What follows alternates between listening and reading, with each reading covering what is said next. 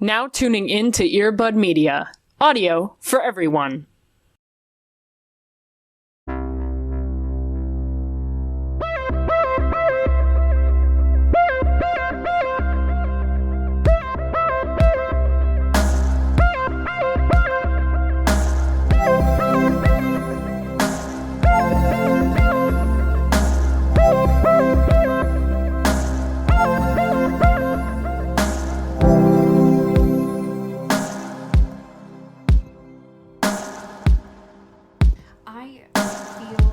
Like we just had our start of June podcast. And so to see this coming out at the end of June, I'm getting a little confused personally. Yeah, the math is certainly not mathing. I just feel like this month had somewhere to be, and I find that a little confusing. Sure. Yeah, it was too much in a rush, which I don't love. Especially since it's like Pride Month. Like you just... Right, yeah. Can you let it linger for 2 seconds, please? Right, we just got here. Can we chill? Can you just take a breather, please? Yeah. And thanks. It's all love, baby. We're just hanging Goddamn. out. You don't need to make it go by so fast. Jeez. Yeah, jeez. What happened to letting it linger? We used to be a proper lingering community. That's so real. Welcome into Twilight. Hey. How you doing?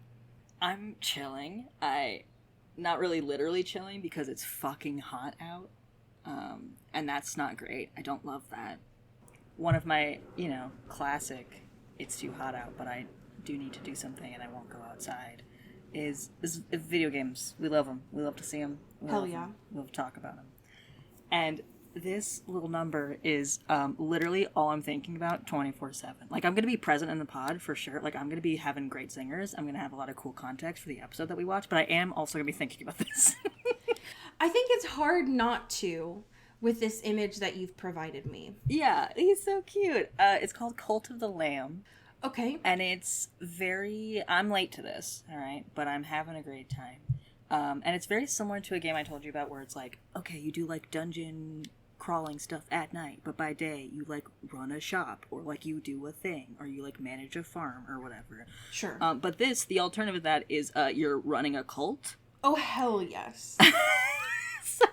So it's very like Stardew Valley, like task management kind of shit, but also like slaying demons in a dungeon crawling scenario, but also like rescuing people and being like, okay, now I've saved you, I am indoctrinating you into my cult. That's definitely what Marnie does. That's why she's never at her shop. Yeah, exactly. Right. Like that's what they're all up to in there. The real shit.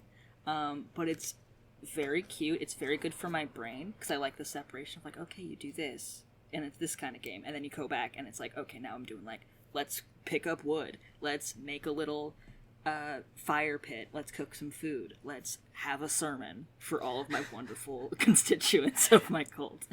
This does not surprise me at all, knowing you, of like, hey, what kind of game are you playing right now? And it's like, oh, I'm a cult leader, actually. Thank you for asking. Yeah, like, no big deal. Yeah, I'm just like chilling, Listen, it's a tough job, but somebody's got to do it. Right. And I'm here exactly. doing the work,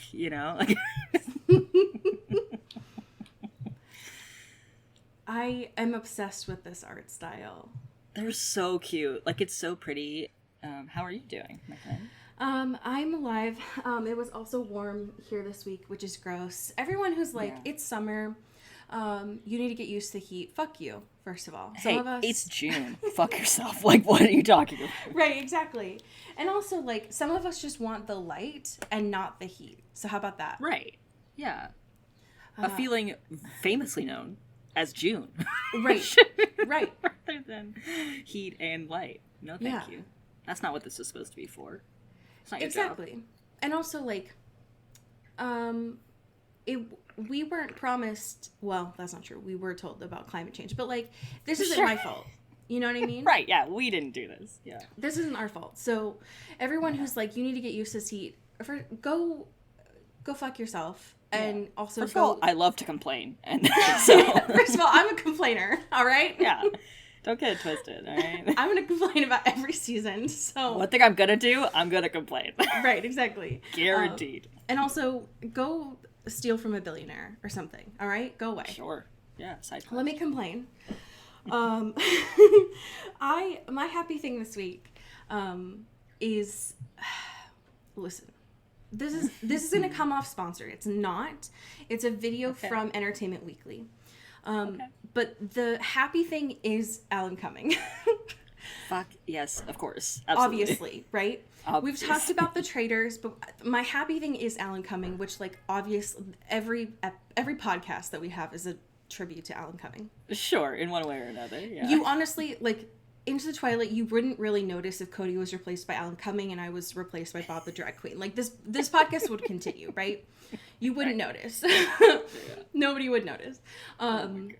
This behind the cover video from Alan Cumming is actually everything that I've needed.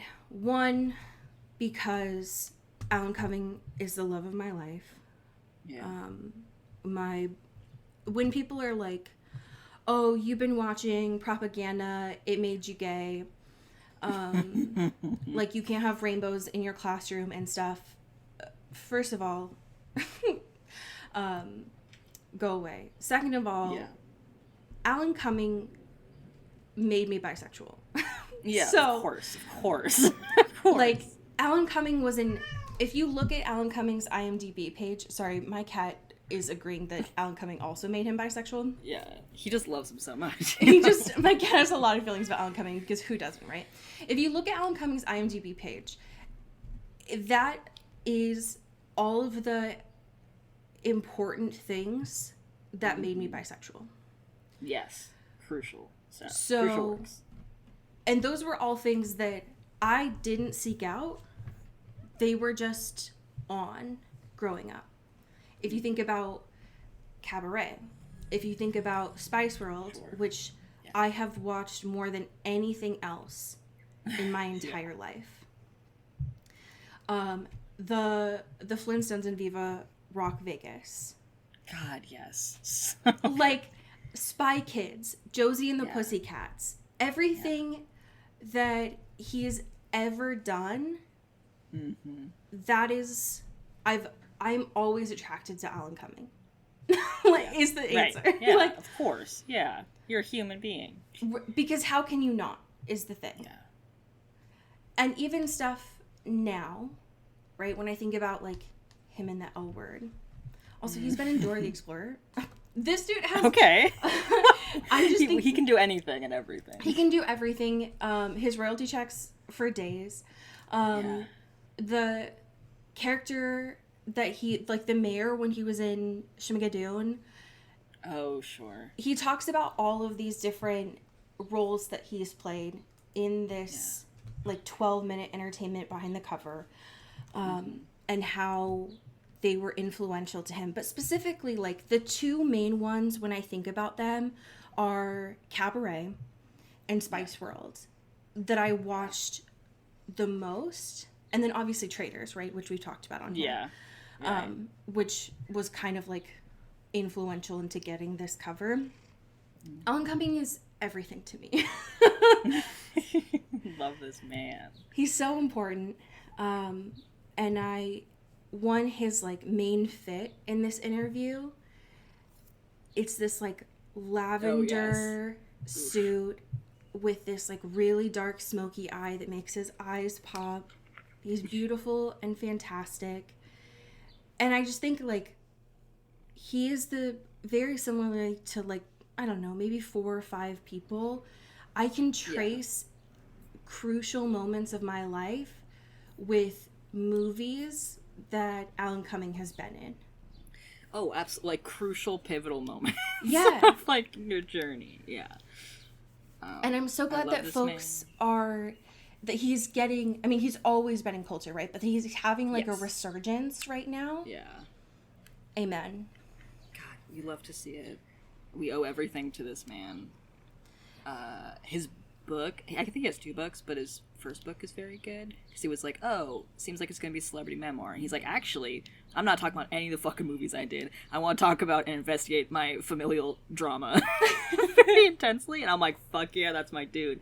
And I think he made a second book that was more of like, here's what it's like on Spy Kids. I'm like, okay, great. Amen. But the first one was like, actually... so important. Yeah. Right, yeah. It was the moment. It was iconic, and we love to see it. Thank you for your service and continued service. Yes. To the culture in our lives, Alan Cumming. I'm saluting. You can't see it, but I'm saluting really hard right now. And there's a lot of valid criticism with especially when I think my brain always goes to Disney, right? With the queer coded villains that they have made, right? Yeah. Totally. What I love about this interview that he does and a lot of his filmography is that Alan took these roles and he was like, I see what you're trying to do with some of these characters. I'm going to twist that on its head, and I'm going to take these roles and I'm going to be queer, but I'm not going to be a villain. I'm just going to be unabashedly queer. Yeah. Yep. And that is something that now, looking back, I recognize, and I'm like, oh, hell yeah. But when I was watching them as a kid, I never saw his roles as negative in the way that someone like Ursula or Jafar was. Yeah. It's just like, oh no, that's just Alan Cumming. Like, he was just method acting the whole time. Anyways, he's beautiful, and I appreciate him very much. And I'm so glad that a lot of people are going back through and watching some of his great shit.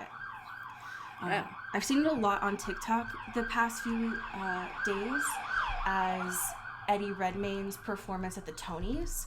God, yeah. People are like having cabaret discourse. Yeah. And so please talk about Alan Cumming more, is my ask. Yeah, let's just divert our attention and resources to Alan Cumming. Which is like, I could talk about cabaret for hours on end. And I have a lot of thoughts about this current one, primarily that like, don't run a cabaret production when your tickets are $800. Yeah, that's tough. That's not great. That is my primary critique about this one. But I've seen a lot of people like rediscovering and remembering his Alan's two performances of cabaret. And he's great, and I love him. And he is very into the Twilight coded. I love that. Our main current events this week is a Robert Fashion Corner. Wow, who would have thought? He's done it again, folks. I desperately need to know your thoughts about the fashion, but primarily I need to know your thoughts about the hair. The hair is really what stuck out to me personally. Because what is happening? I know that we're getting back into like the millennium, like all sorts of millennium style is coming back. I just didn't know that he was like, you know what's gonna really scream new dad right now? Frosted tips. Right, because like this man's a father. It's a great point. You should bring that up often when we're talking about Robert, because this man is a father. He's a father now, and that's pretty wild. Just on a general sense, but this is bananas. I love it. I don't know if I love it, but I'm here for it. I'm witnessing it. I like the shoes. Yeah, the shoes are cool. Everything else just, it feels very understated, like it's trying to draw my attention to the frosted tips. Yeah. And I don't know if that was necessarily intentional or not. Right, like, apologies to the actual, like, designer that he is wearing. Right. Because everything, it's all frosted tips. My eyes are literally up here. I mean, it's all, like, I want to say that he just, like, pulled it out of his hamper, right? Which is not true, because everything is, like, is tailored and... I want to say that it's ironed, but I think that his, like, light blue his, like, light blue shirt does not look ironed to me. Yeah. So maybe he did pull it out of nowhere. But the frosted tips reminds me a lot of some of the edits that people would do of Edward Cullen. Yes, back in the day. Yes. Of, like, the different time period vibes, or, like, here's exactly. POV Edward Cullen in a Paxson, it's like, okay. I just need to know, like, did he decide on the tip, on the frosted tips? Was it his manager? Was it Suki? Or did he just wake up in the dead of night one night and was like, oops, all tips? Like, what happened? I need to know the thought process immediately. It's everything else is fine. It's just a boring dude outfit. It's like, it's normal. Boring. He's just a guy. I don't know. He's just some dude. I think it is unnecessary and too kind for Vogue to have said in this article that he brought, quote, hard elegance. Yeah. To this piece. Yeah, the description here is a little silly. It's like, okay, he looks just fine. Like, there's nothing wild going on here outside of, even the frosted tips are kind of fine, you know. If they had swapped that light blue button up with a black button up, he would look like a server. Right, yeah. Yeah, he would look like, he would be there on a job. Right.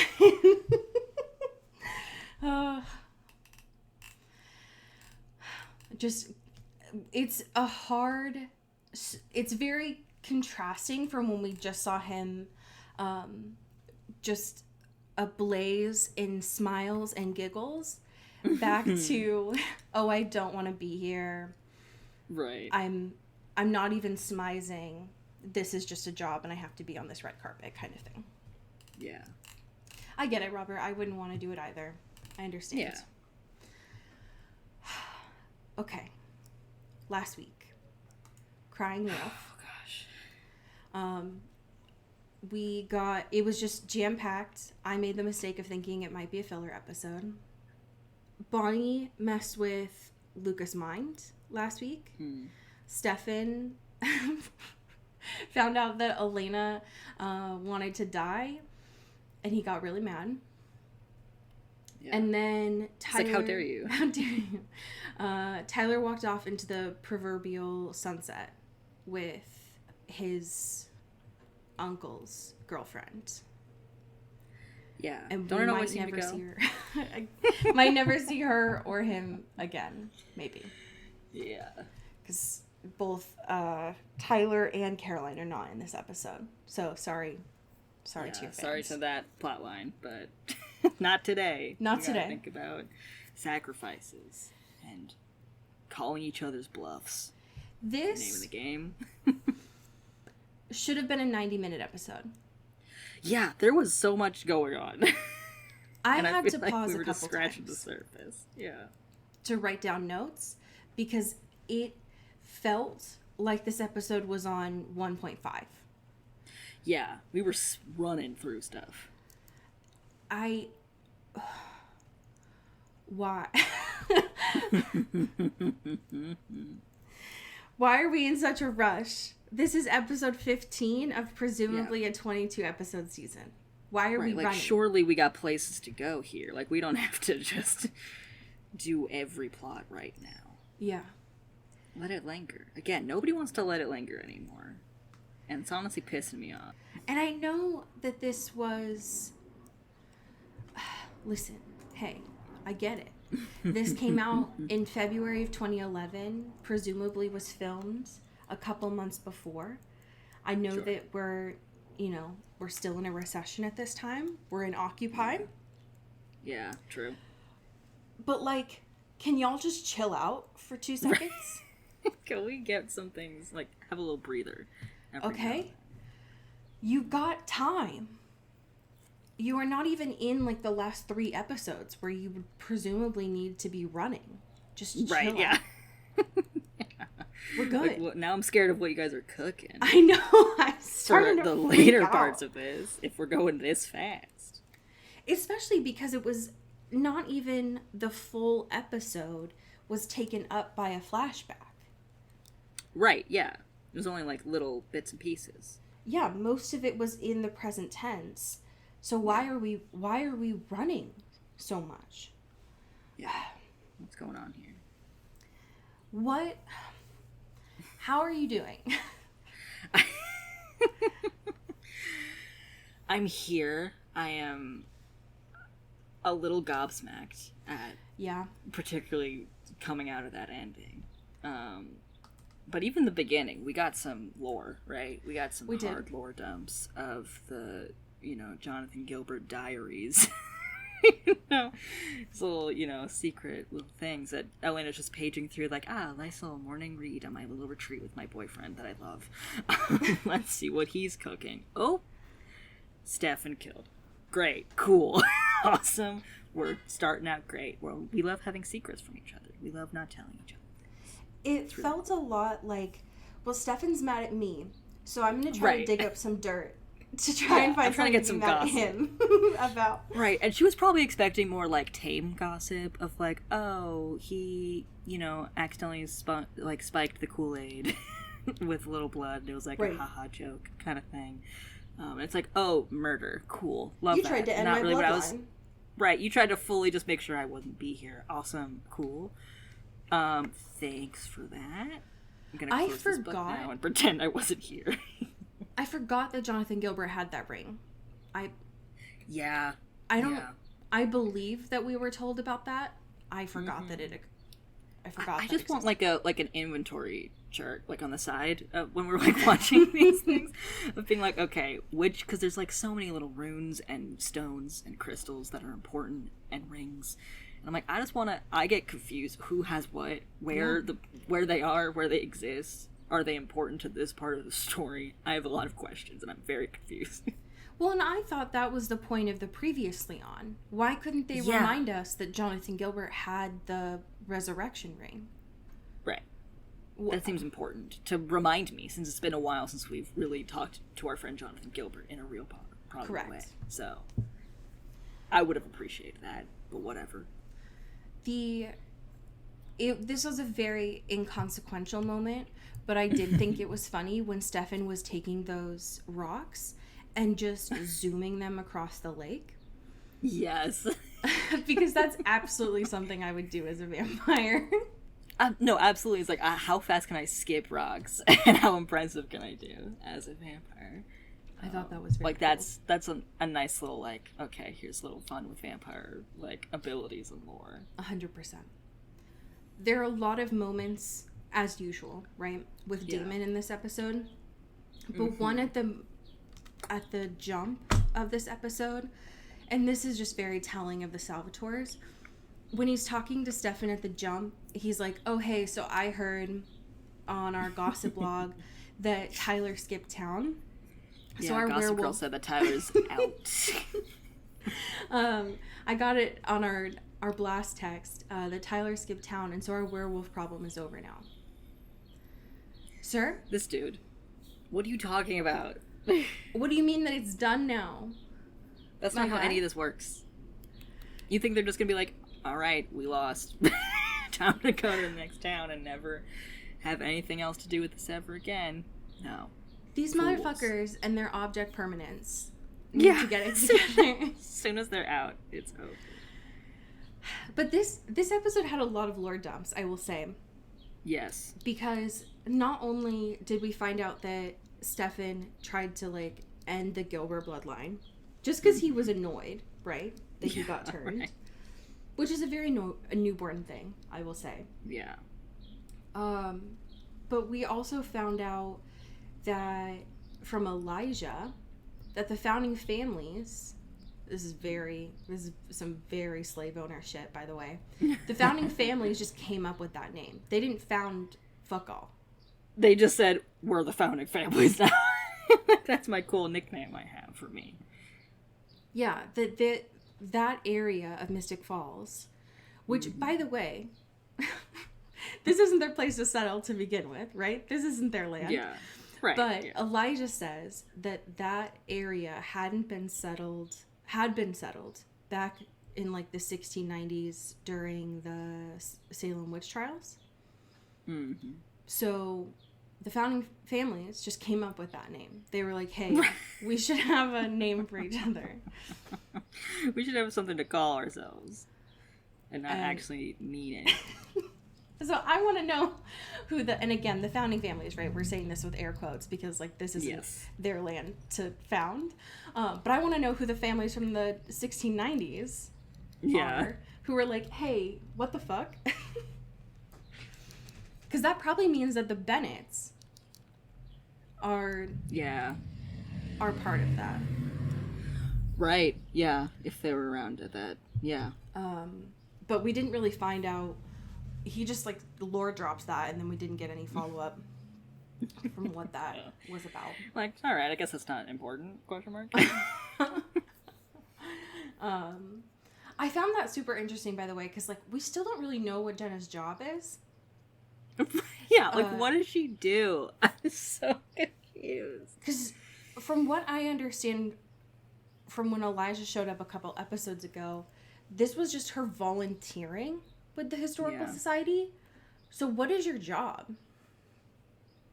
What do you do? Right. If you're just, like, walking around with these historical maps that I would have presumed should be, like, preserved. Oh, yeah. So why are you just, like, walking around with them being exposed to air like this? Right. But whatever. I'm trying to think of what else did we get lore dumped. Oh, the dagger.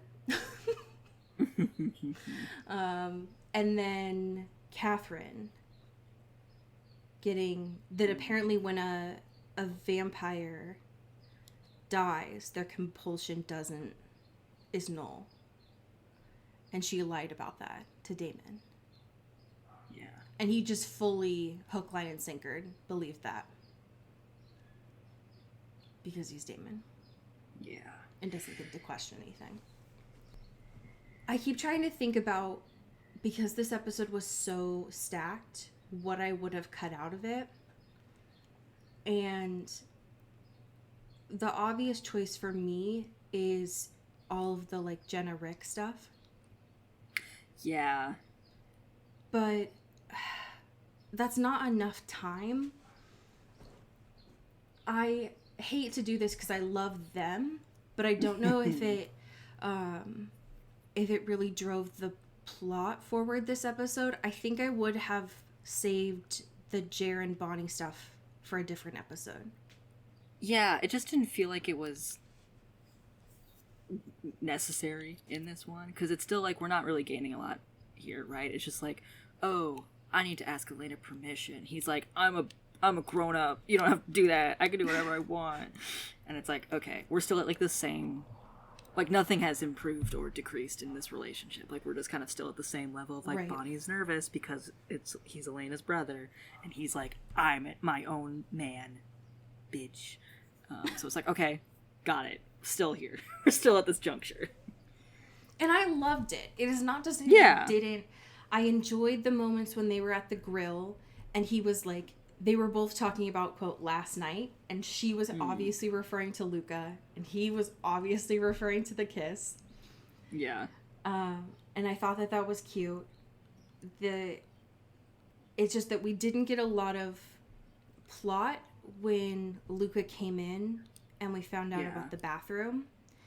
Right. And we did find out something at the end when Bonnie was channeling, and Luca's dad, whose name I always forget, took her powers away. Mm-hmm. But I think that it, seeing as it didn't have any resolution because it happened at the very end, I think that it would have had more impact next episode. Yeah. Just because there was just so many different things happening here. Which is a shame. And how did you feel about Lexi? Lexi is an interesting character. I like the, obviously all the flashbacks. First of all, shout out to Damon's whole vibe in those flashbacks, right? Lexi is doing shit in here. But her, like, what's the word I'm thinking of? Because we haven't seen her since, like... Right, because it's been, like, episode 4, maybe? Yeah, like, not even... Yeah, like, incredibly long time ago. And it's like, okay. And, like, obviously when she was first there in that episode, it's like, okay, there's, like, lore here, there's connections, there's, you know, a relationship to some extent. Right. And kind of giving Damon this, like, hey, don't shut yourself off from, like, stuff that makes you human or, like, you know, being like cutting yourself off from the world completely because of this thing that had happened to you. Like, that's not really the way to do it. Doesn't seem like he really took that lesson to heart No. all the way. But now that he's remembering it, it's like, oh, maybe I am repeating patterns here a little bit. You know? Also, her like flashback look was fire. Ugh. She looked great in all of those. Like the blonde, hello. It was The little, so like, beautiful. Pico vibe. Good. Big fan. Something that I'm curious about, I can't tell if it's just them continuing or if maybe the writers are sowing seeds, but newborn Stefan and newborn Damon are supposedly opposite to now, right? Sure. Or at least like how Lexi said, right? When you are a newborn, everything is heightened. And we've seen that Stefan is very easy to go dark side, right? That Stefan has a dark side that he tries really hard to suppress. And Damon, as we know now, just has no problem with releasing that. Yeah. He's very honest about that. Something that I'm curious about, Supernatural has this pattern, right? Dean is a lot like Damon. Stefan is a lot like Sam. And the way that they show newborn Stefan, the way that they did it with Supernatural is they did a like soulless version of Sam. Yeah. I'm wondering if they're trying to sow the seeds, if at some point Stefan is going to like go fully dark side, because they've shown that so many times that like he can't find that balance. I think I would be interested in seeing it for Paul, because he obviously can do it well. But it just, especially in those scenes in the flashback of him just ripping on those women and him like fully relishing it, reminded me so much of the way that Jared did it. I can't help but think that CW is going to do something like that again. Yeah. Because they love to repeat stuff like that in their shows. Yeah, I could see that for sure. Because it was just, Damon in the flashback was just trying to be so morally righteous, which is such a lull because he was on the Confederacy side. And it's like, my boy. Right. Be so for real. I need you to shut the fuck up. Yeah, let's not do some revisionist history over here, all right? Please stop. But I can't tell if that's just me having seen CW shows before or seeing what the writers are laying down, you know? Yeah. So I will continue to watch and see. This is the first time that we've seen this happen. What did you think of the art style of Katherine starting to mummify? Yeah, that was Katherine is looking not great in there. She's been in that tomb for how long now? I don't know. She's not looking great. It wasn't, I mean, it obviously wasn't like months, right? But it had been enough time that she was starting to like fully age. Yeah. Nina Dobrev put in the work here. Yeah. With this transformation acting vibe. But it was a little gnarly, little like molting kind of like vibes, which is pretty nuts. Katherine, as usual, is amazing. But I especially appreciated her this week. Yeah, there were some moments. And the way that she just knows how to play Damon like a fiddle is extremely good. It's never not good. He refusing to learn her game is, at this point, just a choice from him. And I wish that he would just admit it. I think it would be easier on all parties. Yeah. I think everyone would have maybe a better time if we just were honest. Yeah. Her at the end where it's like you are fully in a shower, your hair's wet, but your makeup untouched. Yeah, really still powerful. Just perfect the way it is. Incredibly good. That's I think that's a beautiful image, and I appreciate it a lot. Yeah. I need to know all your thoughts about this present day dinner party. Oh my god.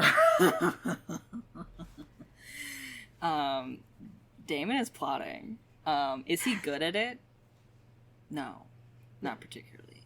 But he's like, hey, what if I just get all of my girlies, all my friends, who are all on different sides of the aisle here in terms of what we should do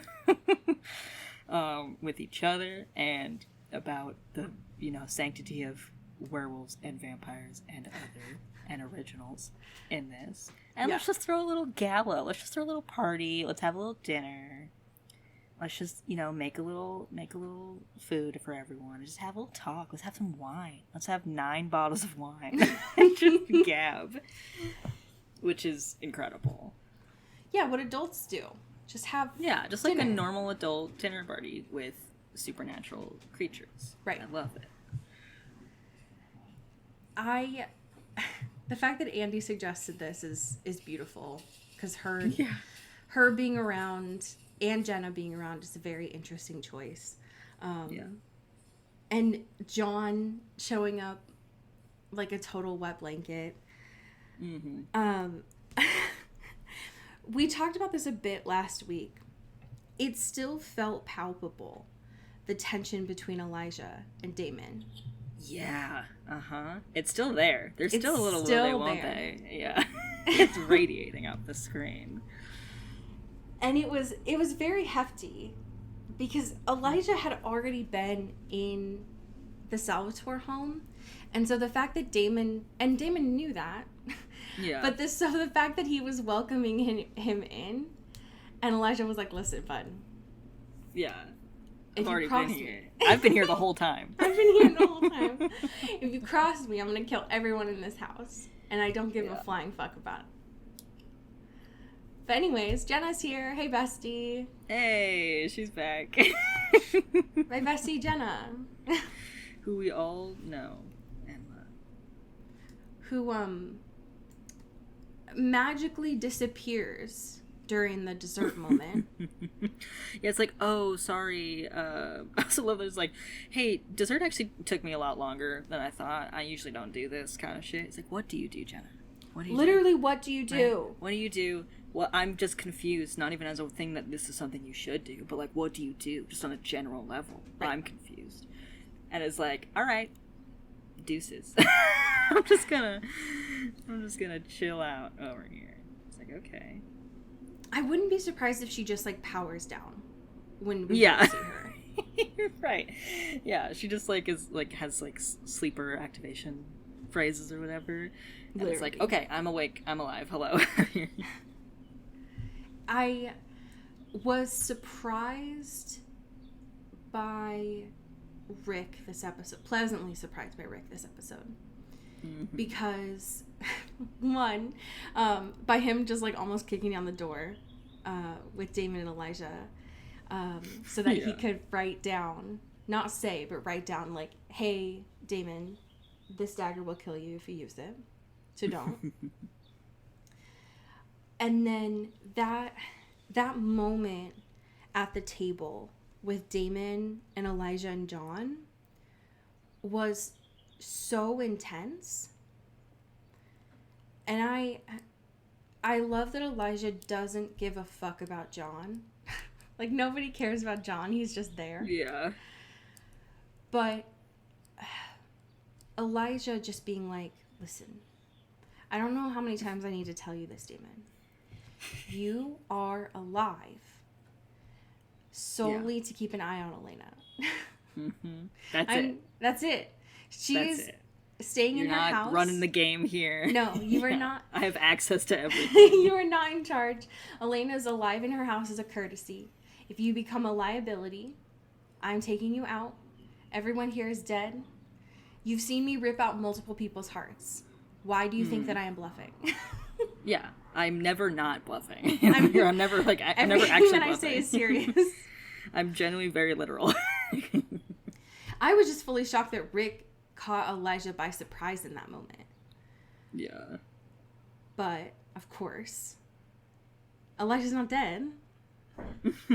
No. Of course not.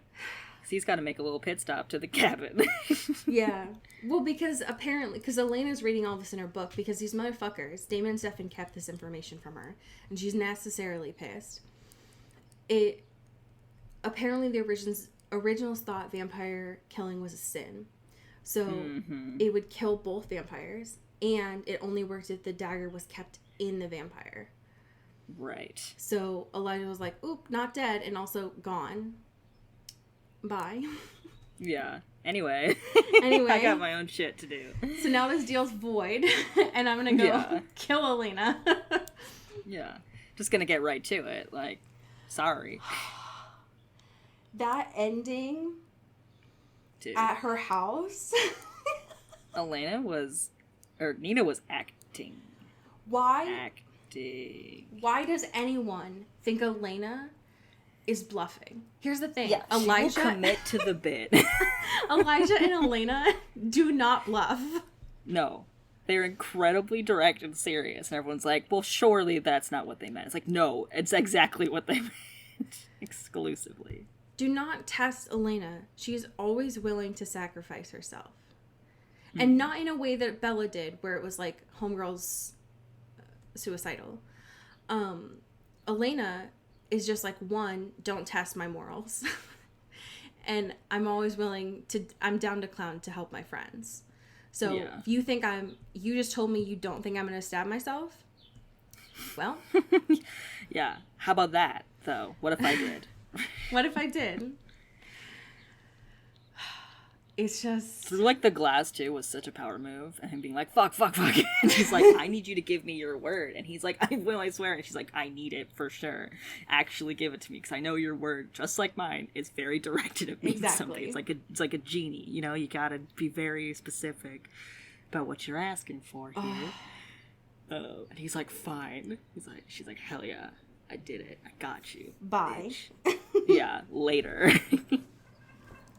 I love that moment, too, because it was very clear, even though we didn't see it, so it was off screen, that Elena told Damon and Stefan, like, you need to stay the fuck out of this. I'm dealing with Elijah. You two have messed up. Yeah. He doesn't like you. Even though he can't come in, I'm dealing with him.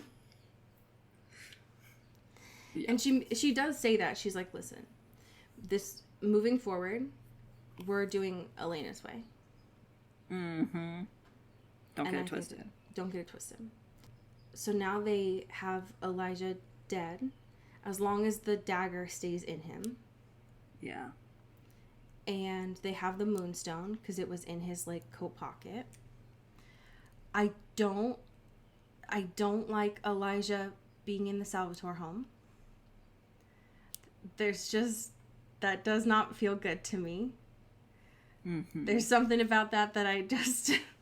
it's gonna break bad. I know it. Yeah. The other piece of lore that I forgot to say is that Elijah at some point was like, he needed to know the burial ground. That was why he had gotten Jenna involved in the first place. Yeah. It was like part of the sacrifice. But we don't know how that was involved. And then Andy, at some point, is no longer in the house. Because it ended with Damon seeing Katherine. Ba, ba, ba. And I'm assuming that is how next week is involved, because it's titled The House Guest. Yeah, it's like, oh, who is this? My concern, though, is that one of the stills next week is that there's a part of, presumably, their home that's on fire. Yeah, so I don't love that, you know? Like, because Katherine was like, oh, don't worry, bestie.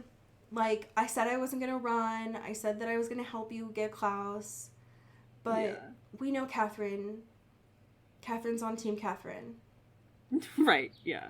Like, okay, we can trust her as much as far as we can throw her, but, you know, like, Right. you do kind of need her. But she will have her own situation. So, I'm concerned and also excited. Yeah. Because she seems more, at least right now, interested in Damon. But that... She said she was in love with Stefan, so... Right, so, like, what's the truth? Yeah. I don't really want her to be involved with anyone other than herself, is the thing. Yeah, for sure. That's my ideal. We have some amazing patrons to thank. Do you want to start us off? Absolutely. Thank you to Sean Salvatore. Ooh, thank you to Megan Pattinson. Oh, thank you to Katya Karp. Ooh, thank you to Ashlyn Vogel. Ow. Thank you to Genevieve Morgan. Ooh, thank you to Danielle Burke. Ooh, thank you to Janae Bennett, excuse me. Ooh, thank you to Sophia Salinger. Pew, pew, pew. Thank you to Dan Zeklos. Ooh, and last but certainly not least, thank you to Emily Ozera. Ow. I have a fan fiction for you. This is from the author Alan Smithy. Okay. It is titled Get Me to the Church.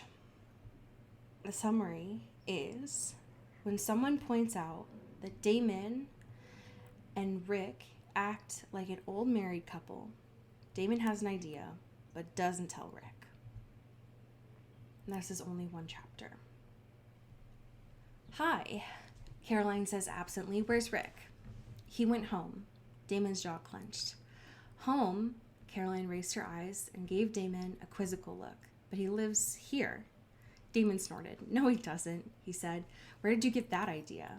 Well, Caroline said slowly as she held up her hand and started counting off her fingers. He's here all the time. His laptop is sitting on the coffee table, and it's still running. I found his dirty socks under a sofa cushion the other day. She grimaced at the memory. And he sleeps in your room every night. Like, actually sleeps. In addition to the other thing you two are always doing. Loudly, I might add. Damon stared at her for a moment. That doesn't mean anything. It's just more convenient for him to stay here after we've had some drinks. Are you saying he should drink and drive? Caroline snorted. He's been staying here for going on 5 years, Damon. Say what you will. I'm a wedding planner, sweetie. I know true love when I see it. It's so obvious. I mean, you two bicker like an old married couple already. It's adorable. If you make it official, I can get you a special rate on the flowers. Damon's mouth fell open. He was so flabbergasted he couldn't even process her claim that he was in love with Rick at the moment. That was just preposterous. We do not. At that moment, Stefan came up behind Caroline and slid his arms around his wife's waist. Hey, where's Rick? Before Damon could answer, Caroline turned her head up to look at Stefan. He went home, she said, her voice dripping with disapproval. Home? Stefan frowned. But he lives here. He looked over at Damon. Did you two break up? We didn't break up, Stefan rolled his eyes. We're not even together. Really? Stefan said dryly, raising a brow. Well, you're not together very loudly. End scene. Okay. The moment between Rick and Damon this season, or this episode, where he was like, I'm your friend, damn it, and you don't have any friends, I thought was very Get cute. out of here. Yeah. I'm also curious where Rick is going to crash after this episode, when it seemed like the two of them, Rick and Jenna, like, broke up. Yeah. Because that was not a great situation for them. No. And Rick's I getting caught don't in his lies. I don't care about them. Right, of course. But it just did not seem great. So, Yeah. well, friends, Oof. Yeah. you have new game recommendations, all of the Alan Cumming Yes. recommendations. Tell your friends about the show.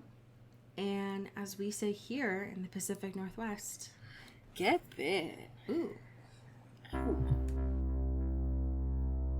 Into the Twilight is an Earbud Media production. You can follow us on Twitter at Into the Twilight or on TikTok at Into the Twilight Show. You can find me at Cody Corral on Twitter and Allie at Alexandria Does. And you can support us on Patreon at patreon.com/intothetwilight. We have merch, so much stuff. All those links are in the episode description. And make sure to rate and review us on your favorite podcast hosting platform. It really helps the show. Thanks. Bye. You've been listening to Earbud Media Production. Earbud Media. Audio for everyone.